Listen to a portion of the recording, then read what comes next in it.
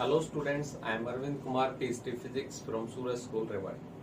Today we will discuss the next topic, mutual induction from the fourth unit, of course the first chapter EMI, that means electromagnetic induction. In last video we discussed the self-induction. Self means if we will differentiate between mutual induction and self-induction, self means individual person, हम खुद हैं, individual, किसी से कोई लेना देना नहीं है, दैट मीन्स सेल्फ। तो कोयल थी, उस कोयल में खुद में ही करंट की स्ट्रेंथ में चेंज करोगे तो उसमें एक अपोजिंग ईएमएफ प्रोड्यूस होता था, उस प्रॉपर्टी को हम कहते थे सेल्फ इंडक्शन। अब यहाँ पे क्या होगा, म्यूचुअल, जैसे हम कहते हैं म्यूचुअल अंडरस्टैंडिंग होनी चाहिए, कम से कम म्यूचुअल अंडरस्टैंडिंग के लिए कितने होने चाहिए, 2 पर्सन। जैसे रूममेट की हम बात करते हैं कि इस रूम में 2 पर्सन रहते हैं, तो रूममेट आपस में म्यूचुअल अंडरस्टैंडिंग के साथ रहने चाहिए, वो उसके फीलिंग्स का ध्यान रखें, उसकी हैबिट्स का ध्यान रखें, दूसरा दूसरे के। तो इसका मतलब म्यूचुअल इंडक्शन होगा। यहाँ पे म्यूचुअल के लिए क्या होनी चाहिए, कम से कम 2 कोयल्स होनी चाहिए, जिसमें एक में आपको चेंज करोगे तो उसका अपोज करने के लिए सेकेंड कोयल में ईएमएफ प्रोड्यूस होगा। उसी प्रॉपर्टी को हम क्या बोलते हैं, म्यूचुअल इंडक्शन। स्टार्ट करते हैं, डेफिनेशन पे बेस्ड काम करते हैं। It is the property, basically property है, कोई और फिनोमेना नहीं है। It is the property of 2 coils, 2 coils की है म्यूचुअल, सेल्फ होता तो सिंगल कोयल की। Property of 2 coils by virtue of which each opposes any change. हर कोयल है वो अपोज करेगा किसी भी चेंज को, any change in the strength of current, strength of current का फ्लोइंग थ्रू द अदर। जब एक में करंट फ्लो कर रहा है और उसमें कुछ चेंज करेगा तो दूसरी कोयल उसको अपोज करेगी through the other by developing N opposing EMF. खुद में खुद प्रोड्यूस कर रहा था सेल्फ इंडक्शन। अब क्या होगा, 2 कोयल्स हैं, जैसे मैं एक एग्जांपल लेता हूं, यहां पे मैंने एक कोयल बनाई, ये कोयल, यहां पे एक सेल कनेक्टेड है, ये की, ठीक है, इसकी ये सेल। जैसे ही मैं इसको प्रेस करता तो इसके अंदर सोलेनोइड है बेसिकली, तो इसमें क्या होगा, मैग्नेटिक फील्ड जनरेट होंगी। तो ये तो सिंगल कोयल है। मैंने इसके नेबरिंग में एक अनदर कोयल रखी, अनदर कोयल, और यहां पे मैंने एक सेंसिटिव गैल्वेनोमीटर अप्लाई किया हुआ है।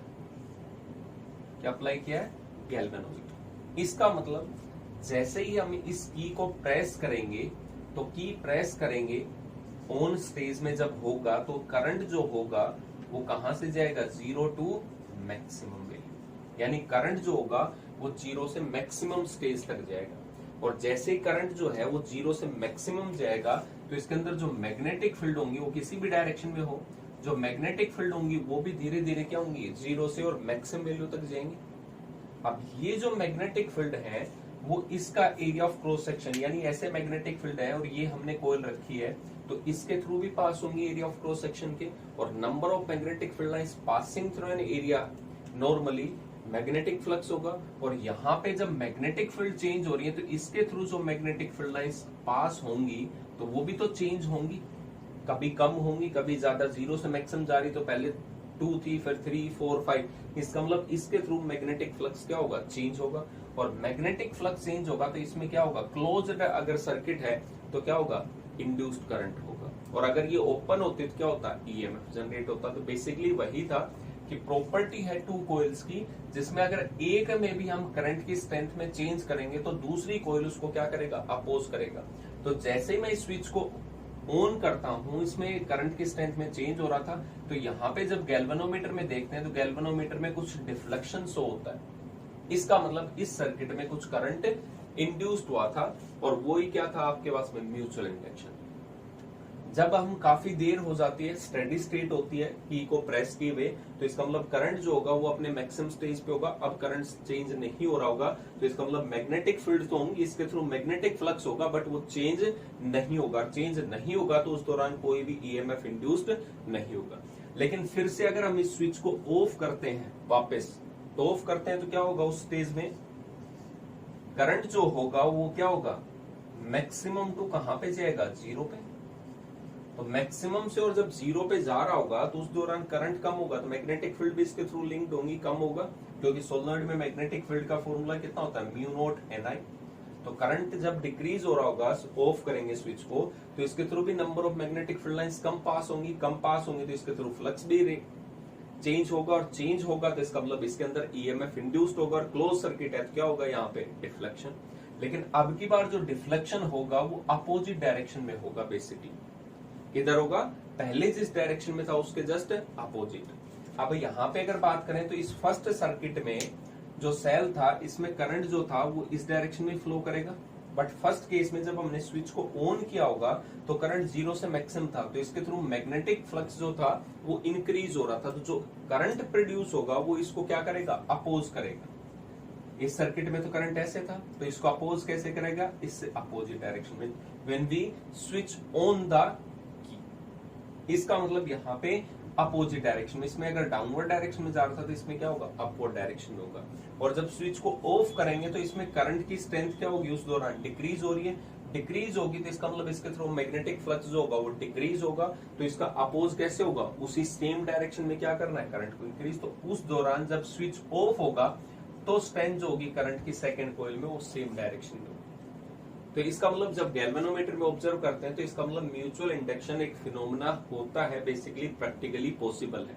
इसी प्रिंसिपल के बेसिस पे हमारे ट्रांसफॉर्मर वर्क करते हैं। बेसिकली उनमें कोई डायरेक्ट नहीं होती, वहां पे एक साइड में एक कोयल होती है, उसमें कोई डायरेक्ट लिंकेज नहीं होता, वायर कनेक्ट नहीं होता। एक में जब आप rate of change of magnetic flux कर रहे हो तो उसके हिसाब से दूसरा क्या कर रहा है, उसमें करंट इंड्यूस्ड हो रहा है, वोल्टेज जनरेट हो रही है, और उसी फिनोमेना की वजह से हम इंसुलेशन प्रोवाइड करते हैं। डायरेक्ट कोई कॉन्टेक्ट नहीं होता है एक सर्किट का दूसरे कोयल का, बट वहां पे हम ईएमएफ इंड्यूस्ड करवा सकते हैं। That property is called mutual induction. इसी को हम क्या कहते हैं, म्यूचुअल इंडक्शन बोलते हैं। अब बेसिकली यहीं पे देखते हैं एक टर्म्स आती है, coefficient of mutual induction. Coefficient of mutual induction, या इसी को हम देखें तो कह सकते हैं म्यूचुअल इंडक्टेंस। क्या बोलते हैं इसको, म्यूचुअल इंडक्टेंस, जिसको हम एम से रिप्रेजेंट करते हैं। सेल्फ इंडक्टेंस में एल से रिप्रेजेंट कर रहे थे यहाँ पे, लेकिन यहाँ पे दो कोइल्स हैं। अब मैं कहूं कि सेकंड कोइल में जो फ्लक्स चेंज होगा वो किस पे डिपेंड करेगा, फर्स्ट कोइल में करंट पे। इसको मैं फर्स्ट कोइल नाम देता हूँ, इसको सेकंड कोइल नाम देता हूँ। इसका मतलब मैग्नेटिक फ्लक्स जो लिंकेज करेगा, चेंज होगा, वो किस पे डिपेंड करेगा कि करंट की स्ट्रेंथ फर्स्ट कोइल में कितने रैपिड से चेंज हो रही है। तो यहां पे मैंने कहा magnetic flux in second coil is directly proportional to current in first coil. यहां पे दोनों चीजें हैं, ध्यान देंगे। मैग्नेटिक फ्लक्स है सेकंड कोइल में और करंट देख रहे हैं फर्स्ट में, म्यूचुअल था। अगर सेल्फ होता तो सेम कोइल की बात होती। तो यहाँ पे अगर हम लिखें तो magnetic flux in second coil is directly proportional to current in first coil. तो यहाँ पे जो टर्म होगी वो क्या होगा, φ2 इज इक्वल टू एक प्रोपोर्शनलिटी कांस्टेंट आएगा जिसको हम लिखते हैं M12, mutual inductance of second coil with respect to first coil, और यहाँ पे आएगा। इसी M को हम बोलते हैं म्यूचुअल इंडक्टेंस। क्या बोलते हैं, म्यूचुअल इंडक्टेंस। सेल्फ में तो क्या था, L से रिप्रेजेंट कर रहे थे इंडक्टेंस, सेल्फ में L से रिप्रेजेंट कर रहे थे। वहां पे वो सिंगल कोइल थी, उसी में करंट चेंज हो रहा था, तो उसी में अपोजिशन हो रहा था, ईएमएफ इंड्यूस्ड हो रहा था। आपकी बार सेकंड कोइल में देख रहे हैं और करंट किस में चेंज हो रहा है, फर्स्ट में। तो यहाँ पे जो प्रोपोर्शनलिटी कांस्टेंट आएगा उसे क्या बोल देंगे, म्यूचुअल इंडक्टेंस। यहाँ पे हम ईएमएफ भी देख सकते हैं, इसमें आपको फ्लक्स का पता लग गया सेकंड कोइल में कितना था। So EMF induced in second coil, induced in second coil कितना होगा, वहां पे अकॉर्डिंग टू फैराडेज लॉ हम क्या कह सकते हैं, -d∅/dt। जब आप सेकंड कोइल में देख रहे हो तो फ्लक्स भी किस में होगा, सेकंड कोइल में। फ्लक्स की वैल्यू हमें पता है कितना होगा, M21 म्यूचुअल इंडक्टेंस और करंट इन फर्स्ट कोइल। तो यहाँ पे M तो होगा कांस्टेंट, आउटसाइड आ जाएगा, तो यहाँ पे हम लिख सकते हैं E2 is equal to minus में M21, और यहाँ पे कितना आ जाएगा, di1/में। इसका मतलब सिंपल सा है कि सेकंड कोइल में ईएमएफ कितना इंड्यूस्ड होगा, दोनों कोइल के बीच में म्यूचुअल इंडक्टेंस कितना था, उस पे देखेंगे किस किस फैक्टर पे डिपेंड करता है।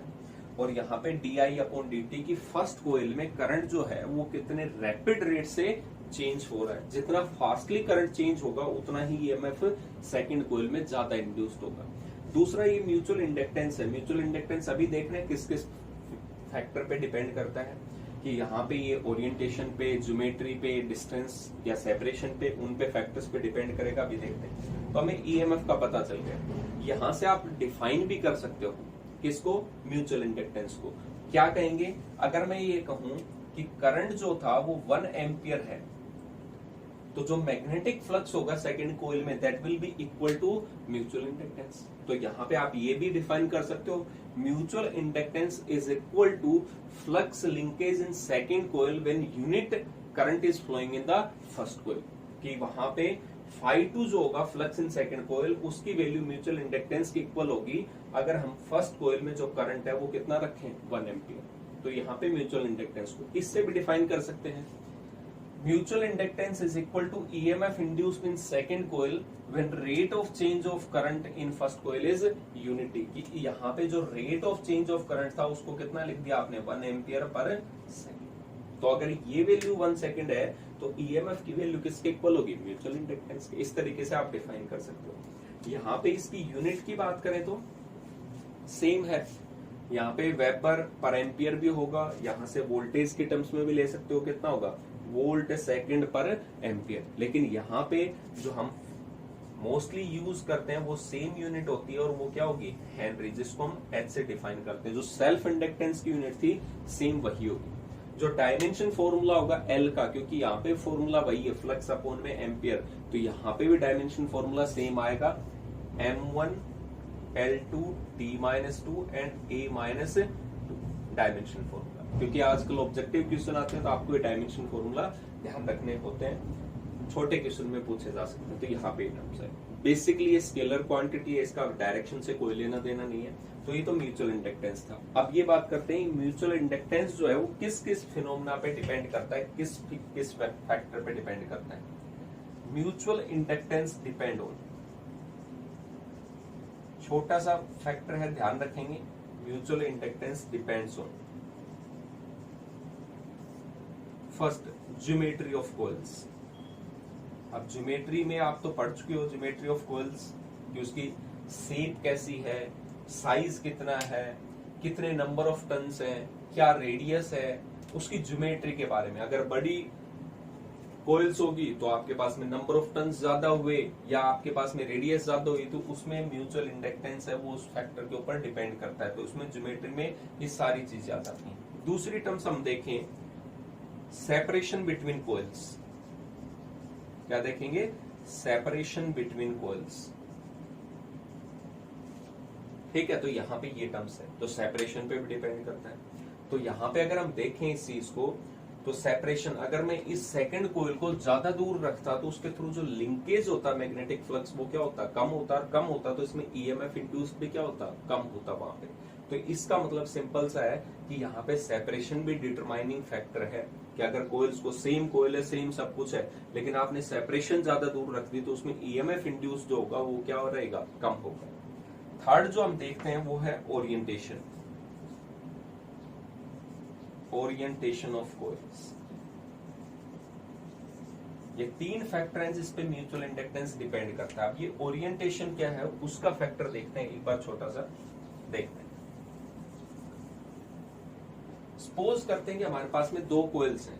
एक तो आप इसको इस तरीके से रख सकते हो, एक मैंने कहा कि मैं इसको दूसरे तरीके से रख सकता हूं। कैसे, मैंने पहले एक कोइल ऐसे की, फिर कोई फॉइल पेपर या कोई इंसुलेशन इसके ऊपर प्रोवाइड किया और उसी के ऊपर क्या कर दिया, मैंने सेकंड कोइल रैप कर दी। तो उसमें जो लीकेज है या ये कहें कि वहां पे वेस्टेज ऑफ मैग्नेटिक फ्लक्स है वो बहुत कम होगा, क्योंकि एक कोइल के ऊपर दूसरा है। तो इसका मतलब वहां पे लीकेज कम होगा, एफिशिएंसी आपको ज्यादा मिलेगी। दूसरा ये है इस तरीके से।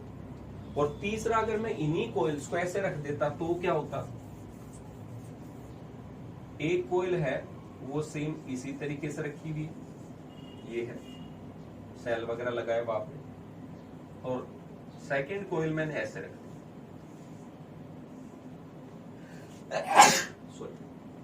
इसका मतलब क्या होगा, सिंपल सा कि यहाँ पे मैग्नेटिक फ्लक्स जो होगा वो बहुत कम लिंकेज करेगा, क्योंकि एरिया वेक्टर की डायरेक्शन तो ऐसे रहेगी, तो फ्लक्स जो लिंक करेगा सेकंड कॉइल से वो बहुत कम करेगा, तो यहाँ पे म्यूचुअल इंडक्टेंस की वैल्यू क्या होगी, बहुत कम होगी।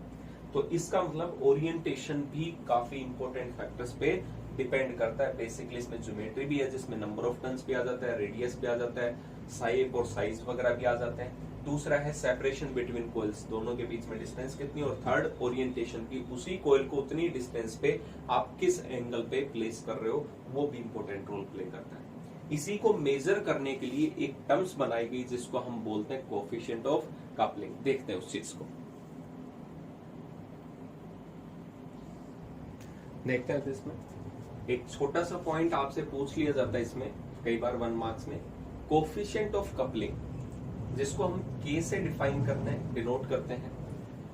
ये क्या बताता है हमें, basically it measure the strength of coupling between two coils, कि दो कोइल्स हैं उनके बीच में कितना इफेक्टिवली म्यूचुअल अंडरस्टैंडिंग है। जैसे हम कहेंगे दो फ्रेंड है, उनके बीच में कितना म्यूचुअल अंडरस्टैंडिंग है, तो उसको मेजर करने के लिए कोई एक पैरामीटर बनाया जिसको हम क्या बोलते हैं, कोएफिशिएंट ऑफ कपलिंग बोलते हैं। अब इसमें कैलकुलेट कैसे करेंगे, तो यहाँ पे आप इसको डिफाइन करने के लिए क्या कहेंगे, mutual inductance between two coils, दोनों के बीच में, और दोनों का इंडिविजुअल सेल्फ इंडक्टेंस भी होगा। तो अगर म्यूचुअल इंडक्टेंस और square root of individual inductance of two coils अगर ये कर देंगे, तो यहाँ पे के की वैल्यू आएगी, और के की वैल्यू आपको जनरली जो मिलेगी वो 0 और 1 के बीच में मिलती है। इसके बीच में मिलेगी 0 और 1, मैक्सिमम 1 होगी और मिनिमम 0 होगी यहाँ पे। तो ये के जो है उसकी वैल्यू जितना ज्यादा होगा उतना ही अच्छा म्यूचुअल अंडरस्टैंडिंग होगी, उतना ही ज्यादा मैग्नेटिक फ्लक्स जो होगा वो सेकंड कॉइल के साथ लिंक कर रहा होगा। अब यहाँ पे ये किसके ऊपर डिपेंड करता है, डिपेंड्स ऑन, तो वही सेम फैक्टर है, क्योंकि बीच में हमने देखा कि म्यूचुअल इंडक्टेंस किस पे डिपेंड कर रहा है, तो जितना ज्यादा म्यूचुअल इंडक्टेंस होगा उतना ही ज्यादा कोएफिशिएंट ऑफ कपलिंग होगा। तो जहां पे m डिपेंड करता है geometry of coils, separation between two coils and orientation of coils, ये भी उन्हीं पैरामीटर पे डिपेंड करता है। एक दो एग्जांपल देख लेते हैं। अगर मैं एक कोइल ऐसे बना रहा हूं, ये जैसे अभी आपको एग्जांपल के तौर पे बताया था कि एक कोइल को हमने रैप किया, उस पर कुछ इंसुलेशन प्रोवाइड करके उसी के ऊपर हमने सेकंड कोइल को रैप कर दिया, तो यहाँ पे ये सेकंड कोइल इसी के इनसाइड में है। तो यहाँ पे जब हम फर्स्ट कोइल में कोई चेंज करेंगे तो वहां पे सेकंड कोइल में मैक्सिमम चेंज होगा। तो इसका मतलब यहाँ पे जो कोएफिशिएंट ऑफ कपलिंग होगा उसकी वैल्यू आपको मैक्सिमम मिलेगी, सबसे ज्यादा इसी सिचुएशन में ओरिएंटेशन में मिलेगी आपको। सेकंड अगर मैं ये कहूं कि जैसे डायग्राम बना हुआ है, एक कोइल ये थी और सेकंड कोइल ये, तो इस केस में के जो होगा वो मीडियम वैल्यू प्रोवाइड करेगा, क्योंकि यहाँ पे साइड में लीकेज होने के भी चांस होंगे। इसके साथ लिंक तो करेगा मैग्नेटिक फ्लक्स, बट यहाँ पे साइड में से पास होगा, तो इसका मतलब मैक्सिमम मैग्नेटिक फ्लक्स नहीं लिंकेज करेगा सेकंड में, इसलिए कोएफिशिएंट ऑफ कपलिंग भी क्या होगा, मीडियम होगा। और थर्ड स्टेज अगर मैं ये कहूं कि ऐसे कोइल थी और एक कोइल जो थी वो ऐसे परपेंडिकुलर, तो यहाँ पे के जो होगा coefficient of coupling that will B minimum value. तो यहाँ पे इस ओरिएंटेशन में हमें कोएफिशिएंट ऑफ कपलिंग मिनिमम मिलेगा। तो ये आइडिया था कोएफिशिएंट ऑफ कपलिंग के बारे में, कभी वैल्यू देता था आप इसमें पुट करके आप आइडेंटिफाई कर सकते हो जो भी अननोन पैरामीटर्स हो। तो इस तरीके से म्यूचुअल इंडक्शन स्टार्ट होता है। अब हमारा जो मोस्ट इंपोर्टेंट जो बार बार पूछा जाता है वो कहता है म्यूचुअल इंडक्टेंस, जो हमने कोएफिशिएंट कैलकुलेट किया था m, वो बताओ ऑफ टू लॉन्ग सोलेनोइड्स। तो वो देखते हैं क्या आता है रिजल्ट। तो देखते हैं इसमें mutual inductance of two long solenoids. तो यहाँ पे हम म्यूचुअल इंडक्टेंस कैलकुलेट कर रहे हैं, तो म्यूचुअल इंडक्टेंस के लिए कम से कम कितनी कॉइल्स होनी चाहिए, 2। तो यहाँ पे कॉइल्स मतलब हमने सोलेनोइड लिए। यहाँ पे एक सोलेनोइड है ये जो डार्क में ब्लैक कलर में है, जिसकी रेडियस जो है वो R1 है। इस फर्स्ट कोइल में ब्लैक में जो नंबर ऑफ टर्न्स होंगे पर यूनिट लेंथ वो कितने हैं, N1, जिसको हम total number of turns divide by length से भी कर सकते हैं। यहाँ पे इसके इनसाइड में यहाँ पे coefficient of coupling maximum, that means हमने 1 लिया है यहाँ पे, तो 1 लिया तो इसका मतलब इसके अंदर से ही सेकंड कोइल है, और सेकंड कोइल की रेडियस कितनी है, R2। लेंथ दोनों की सेम है, but area of cross section जो होगा इसको यहाँ पे हम ये कह सकते हैं A2 है, और एरिया आप कितना कैलकुलेट कर सकते हो, पाई R2 स्क्वायर, अगर रेडियस पता है। ऐसे ही फर्स्ट का area of cross section calculate कर सकते हैं, पाई R1 स्क्वायर अगर जरूरत होती है तो। इसमें नंबर ऑफ टर्न्स डिफरेंट हो सकते हैं, तो सेकंड में नंबर ऑफ टर्न्स कितने हुए, N2 is equal to total number of turns per unit length जो है वो total number of turns upon में लेंथ है। ये दोनों कोइल्स थी वो सेपरेट किया, लेकिन यहाँ पे म्यूचुअल इंडक्टेंस कैलकुलेट करते हैं तो कम से कम एक कोइल में करंट की स्ट्रेंथ में चेंज होगा, तब जाके हम दूसरे में क्या कैलकुलेट करेंगे, मैग्नेटिक फ्लक्स लिंकेज देखेंगे कितना होगा और बाकी कंपेयर करेंगे। तो इसका मतलब एक में हमने स्ट्रेंथ में चेंज किया फर्स्ट कोइल में, और सेकंड में मैग्नेटिक फ्लक्स का लिंकेज देखते हैं। तो यहाँ पे हमने अज्यूम किया है कि फर्स्ट कोइल में अभी करंट आ रहा है और सेकंड कोइल में मैग्नेटिक फ्लक्स को ऑब्जर्व कर रहे हैं। क्लियर हुआ? तो जिसमें करंट आ रहा होगा उसमें मैग्नेटिक फील्ड होगी और जिसमें करंट नहीं है उसमें मैग्नेटिक फ्लक्स हम ऑब्जर्व करेंगे। तो यहां से इस रीडिंग के अकॉर्डिंग देखेंगे तो यहां पे first of all magnetic field in first coil, तो यहां पे हमने कहा B1 इज इक्वल टू कितना होगा, mu naught N1, number of turns जो होंगे वो फर्स्ट कोइल के लिए जाएंगे N1 इंटू में I। ये मैग्नेटिक फील्ड थी एक्सिस के डायरेक्शन में, तो मैक्सिमम फ्लक्स लिंकेज करेगा सेकंड कोइल के थ्रू। तो हमें मैग्नेटिक फील्ड तो पता है, जिसमें करंट होगा उसके through magnetic field. So magnetic flux linkage in second coil is तो यहां पे देखेंगे तो मैग्नेटिक फ्लक्स जो होगा phi2। क्या था मैग्नेटिक फ्लक्स का फॉर्मूला, एरिया इनटू में मैग्नेटिक फील्ड। लेकिन यहाँ पे एक सिंगल टर्न्स नहीं है, यहाँ पे टोटल नंबर ऑफ टर्न्स है और total number of turns second coil में कितने हैं, N2। तो यहाँ पे मैंने कहा सिंगल टर्न के लिए नहीं, सभी टर्न्स के लिए टोटल फ्लक्स लिंकेज देखना है सेकंड कॉइल में। तो यहाँ पे ये टर्म्स फॉर्मूला था N2 इनटू में मैग्नेटिक फील्ड कौन प्रोवाइड कर रहा था, B1, और एरिया किसका लेंगे, सेकंड कॉइल का, क्योंकि हमें तो इसमें ही चाहिए सिर्फ फ्लक्स। मैग्नेटिक फील्ड तो पूरे में मिल रही है। यहाँ पे अगर देखा जाए तो ध्यान से देखेंगे तो जब करंट इसमें है तो यहाँ पे पूरे में मैग्नेटिक फील्ड थी, लेकिन हमें सिर्फ इस ब्लू वाले पोर्शन में चाहिए, इतने पोर्शन में। तो हमें एक्स्ट्रा जो था इससे बाहर मैग्नेटिक फ्लक्स नहीं, हमें तो सिर्फ सेकंड कॉइल के थ्रू चाहिए। तो सेकंड कॉइल का जो एरिया होगा उसी के थ्रू चाहिए। तो उस केस में हम एरिया सेकंड का लेंगे। मैग्नेटिक फील्ड जो थी जितनी स्ट्रेंथ होगी वो सेम रहती है सभी जगह, इसलिए मैग्नेटिक फील्ड फर्स्ट का लिया। अब टोटल नंबर ऑफ टर्न्स है ना, हमें पता था N2, मैग्नेटिक फील्ड की वैल्यू हमें पता है म्यू नोट, और यहाँ पे लें तो टोटल नंबर ऑफ टर्न्स, ये number of turns per unit length है। इसको अगर मैं एक्सप्लेन करके लिखूं तो N1 अपॉन में लेंथ, और एरिया जो था वो सेकंड कोइल का था, जिसको आप पाई R2 स्क्वायर भी लिख सकते हो। तो ये फ्लक्स हो गया, फ्लक्स है ना सेकंड कोइल। बट हमें पता है म्यूचुअल इंडक्टेंस का केस, ये तो इक्वेशन होगी यहाँ पे first, but we know mu naught N1 और ये I1 था। अब यहाँ पे हमें ये पता है मैग्नेटिक फ्लक्स म्यूचुअल इंडक्टेंस के डेफिनेशन के according flux linkage in second coil is directly proportional to current in first coil, और इस प्रोपोर्शनलिटी कांस्टेंट को रिमूव करते हैं तो कितना होता है M2। तो यहाँ पे कंपैरिजन करते हैं तो फ्लक्स जो था वो तो सेम है फ्लक्स से, करंट है यहाँ पे भी I1 है फर्स्ट कोइल में, क्योंकि फ्लक्स सेकंड में था, करंट फर्स्ट सेकंड में और करंट फर्स्ट में चाहिए। तो बाकी की जो सारी टर्म्स होगी that will be the mutual inductance. So यहाँ पे M21 जो होगा उसकी वैल्यू कितनी आएगी, mu naught N1 N2 upon में L और area A2, that will be the mutual inductance of second coil with respect to first coil. तो यहाँ पे म्यूचुअल इंडक्टेंस। अब किसी के माइंड में आता है कि सर अगर आप रिवर्स कर देते तो क्या सेम रिजल्ट आएगा, कि अब की बार करंट जो है वो फर्स्ट कोइल में नहीं मूवमेंट कर रहा, किस में कर रहा है, सेकंड में। तो यहाँ पे मैंने करंट को कह दिया सेकंड कोइल में जा रहा कितना है, सेम अमाउंट I2 है। तो यहाँ पे मैंने कहा when current flowing is in second coil, तो जिसमें करंट फ्लो करेगा उसी में मैग्नेटिक फील्ड होगा। So magnetic field in second coil is equal to कितना होगा, mu naught N, small n होता है जिसको हम यहाँ पे mu naught N2 second coil में देख रहे हैं, और करंट कितना है I2। इसको एक्सपेंड करके लिख सकते हैं B2 equal to mu naught N2 को कितना लिख सकते हैं, कैपिटल N2 अपॉन में लेंथ इनटू में I2। बट यहाँ पे ध्यान देना अब की बार जो करंट है वो सेकंड कोइल में जा रहा है, इसका मतलब ब्लू पोर्शन में, तो मैग्नेटिक फील्ड भी उसी सोलेनोइड के अंदर होंगे, बाहर कितनी होती है 0। तो अब क्या ब्लू पोर्शन है ये कहेंगे बड़े पाइप के अंदर छोटा है और छोटे पाइप के अंदर से पानी जा रहा है, तो बड़ा पाइप का और छोटे पाइप का बीच का जो एरिया होगा उसमें तो पानी थोड़ी होगा, बड़े पाइप में जा रहा होता तब पूरा फिल्ड अप होता। लेकिन यहाँ पे अब की बार आप कह रहे हो छोटे पाइप में पानी जा रहा है, तो जो गैप बच गया बड़े पाइप और छोटे पाइप के बीच में उसमें कोई भी मैग्नेटिक फील्ड नहीं रहेंगी। तो अब की बार जो मैग्नेटिक फील्ड लिंकेज करेंगी वो सिर्फ इस ब्लू पोर्शन के अंदर करेंगे,